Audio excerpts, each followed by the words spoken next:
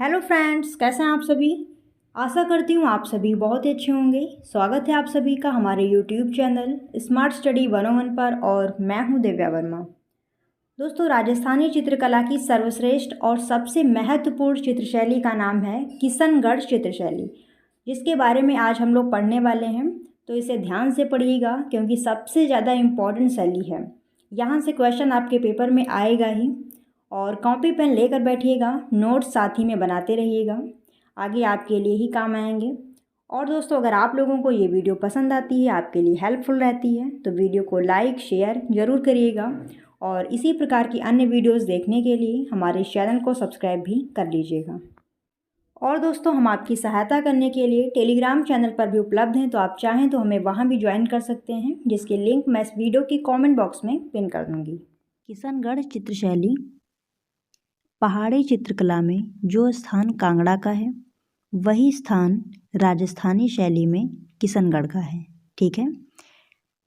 किशनगढ़ की स्थापना जोधपुर के राजा उदय सिंह के 8वें पुत्र किशन सिंह ने 1609 में की थी। किशनगढ़ शैली की स्थापना किसने की थी? जोधपुर के राजा उदय सिंह के 8वें पुत्र, जिनका नाम क्या था? किशन सिंह। और कब की थी? 1609 में। किशन सिंह के नाम पर ही इस शैली का नाम किशनगढ़ शैली पड़ा। ठीक है। इनका नाम किशन सिंह था और इन्हीं के नाम पर किशनगढ़ शैली का नाम पड़ा। ठीक है। अब देख लेते हैं किशनगढ़ शैली की किशनगढ़ की भौगोलिक स्थिति, यानी कि किशनगढ़ जो है वो कहाँ पर स्थित है। किशनगढ़ राजस्थान के मध्य भाग में स्थित है। ठीक है। किशनगढ़ जो है राजस्थान के बीचों बीच में स्थित है। इसकी सीमा पर एक ओर जयपुर व जोधपुर राज्य हैं तथा दूसरी ओर अजमेर और शाहपुर की सीमाएं थी। किशनगढ़ कुंडलिया झील के किनारे स्थित है। किशनगढ़ के किनारे कौन सी झील है? कुंडलिया झील। ठीक है। किशनगढ़ कुंडलिया झील के किनारे स्थित है। आइए आगे देखते हैं। यहाँ झील के किनारे सामंतों व शासकों के अनेक महल व मठियाँ बनी हुई हैं। इसीलिए यहाँ नौका विहार के अधिक चित्र बनाए गए हैं। ठीक है। चलिए आगे देख लेते हैं। ऐतिहासिक कालवृत्ति, यानी कि जो किशनगढ़ है उसका इतिहास में क्या महत्व रहा है। ठीक है। आइए यहाँ पर हम लोग देखते हैं। किशनगढ़ शैली में राधा कृष्ण की प्रेम लीलाओं को मुख्य स्थान दिया गया है। महाराजा राज सिंह परम वीर धर्मपरायण कला रसिक एवं स्वयं एक चित्रकार थे। इन्होंने 33 ग्रंथों की रचना की और चित्रण कार्य का अधिकाधिक विकास किया।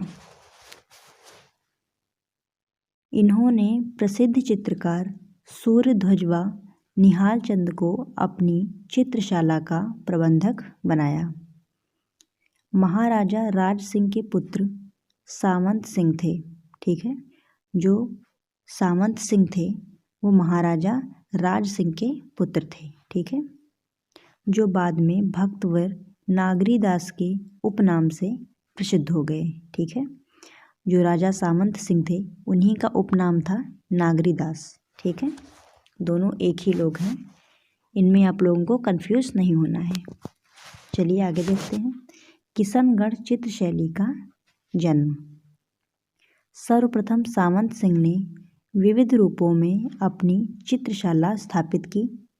स्वयं उसने किशनगढ़ की चित्रशाला में स्त्री आकृतियों में समधुर, कोमल अंगी तथा मौलिक रूप प्रदान किया।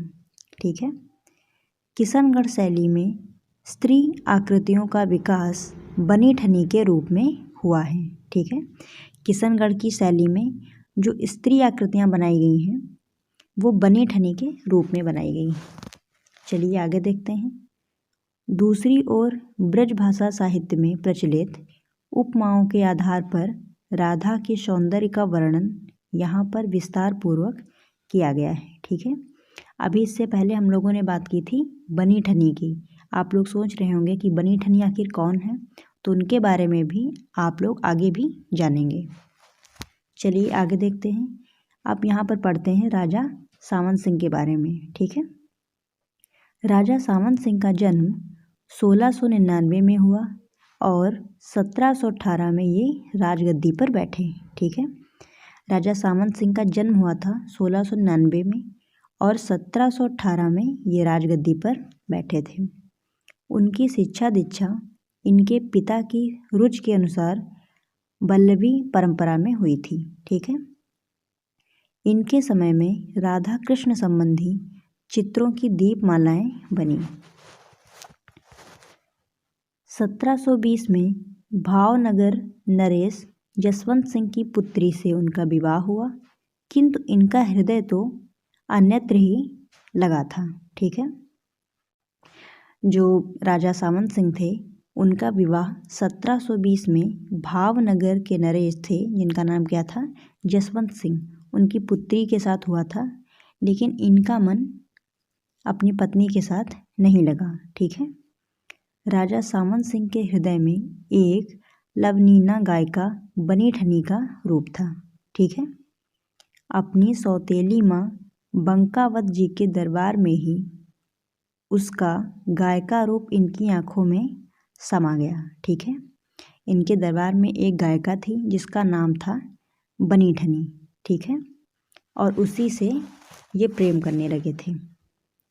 यही कोकिला कंठी बनी ठनी उनकी पासवान बनी, किसकी, राजा सावंत सिंह की, ठीक है।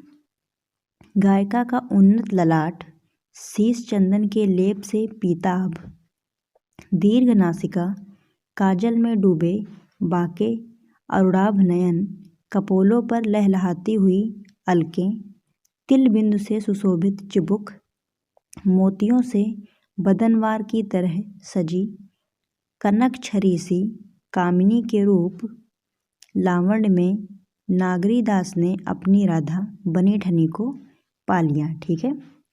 यहाँ पर ये बनी ठनी की सुंदरता के बारे में बताया गया है। चलिए आगे देख लेते हैं। यहीं से किशनगढ़ के चित्रों को एक नया आयाम मिला और राधा माधव के अनेक चित्र इस समय बनाए गए, ठीक है। महाराजा सावंत सिंह कृष्ण भक्ति के अनुराग में डूबे हुए थे और उन्हें राजकाज से किंचित मोह नहीं था, ठीक है। उन्होंने स्वयं लिखा है, किसने लिखा है, राजा सावंत सिंह ने, ठीक है। जहाँ कलह तहाँ सुख नहीं, कलह सुखन को मूल, सबय कलह एक राज में, राज कलह को मूल, ठीक है।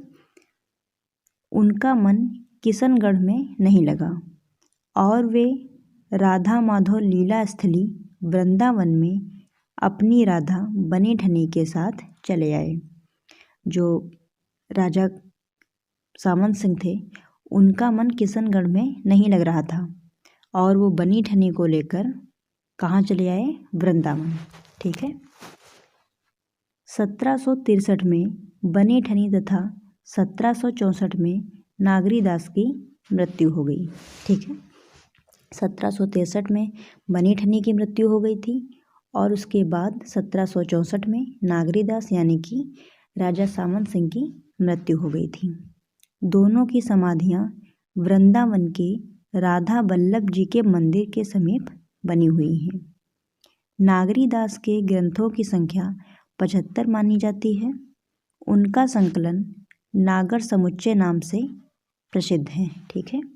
जो राजा सावंत सिंह हैं उनका एक संकलन है जो नागर समुच्चय नाम से विख्यात है, यानी कि प्रसिद्ध है। आगे देखते हैं चित्रों के विषय। किशनगढ़ शैली के जो चित्र बनाए गए हैं उनका विषय क्या रहा है, ठीक है, किस आधार को लेकर चित्र बनाए गए हैं। तो यहाँ पर कौन कौन से चित्र बनाए गए हैं, बनी ठनी के चित्र, राज दरबार के चित्र, आखेट के चित्र, व्यक्ति चित्र, और व्यक्ति चित्रों को सबीह भी कहा जाता है, ठीक है। गीत गोविंद, भगवत पुराण, बिहारी चंद्रिका, नायिका भेद, ठीक है, ये सारे किशनगढ़ शैली के चित्रों के विषय हैं। आगे देखते हैं किशनगढ़ शैली के मुख्य चित्र, ठीक है। चित्रों के नाम यहाँ पर दिए हुए हैं कि कौन कौन से प्रमुख चित्र किशनगढ़ शैली में बनाए गए हैं।